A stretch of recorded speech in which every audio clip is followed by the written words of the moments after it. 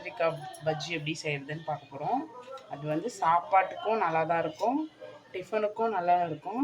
ஒரு முறை நீங்களும் ட்ரை பண்ணி பாருங்கள். இப்போ நாங்கள் செய்கிறோம், அடுத்தது நீங்களும் ட்ரை பண்ணி பாருங்கள். கொஞ்சமாக எண்ணெய் ஊற்றிக்கோங்க. எண்ணெய் கொஞ்சம் சூடானதும் கொஞ்சமாக கடுகு போட்டுக்கோங்க. கடுகு லைட்டாக பொரிய ஆரம்பிச்சிருக்கு. கடுகு பொரிஞ்சோடனே கொஞ்சமாக சீரகம் போட்டுக்கோங்க.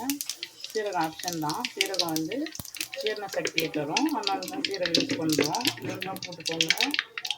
கடுகு சீரகம் பொரிஞ்சோடனையும் 2 பெரிய வெங்காயம் கட் பண்ணி வச்சுருக்கேன், அது சேர்த்துக்கோங்க. வெங்காயம் பொன்னிறமாக ஆனதும் 2 பெரிய தக்காளி கட் பண்ணி வச்சுருக்கேன், அதை இப்போ ஆட் பண்ணிக்கலாம்.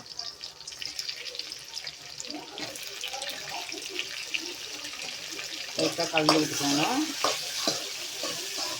தக்காளி சீக்கிரமாக வதங்கிறதுக்காக கொஞ்சமாக உப்பு போட்டுக்கோங்க.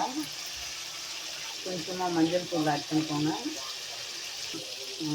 எண்ணெயிலே பூண்டு போட்டுக்கோங்க, அதுவும் கொஞ்சம் வதங்கிடும். அது கூடவே கொஞ்சமாக காஞ்ச மிளகாய் போட்டுக்கோங்க.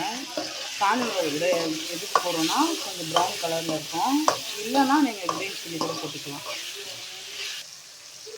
பெருங்காயம் ஆட் பண்ணிக்கோங்க, அது கொஞ்சம் நமக்கு ஜீரண சக்தி தரும், நைட்டுக்காக போகிறோம்.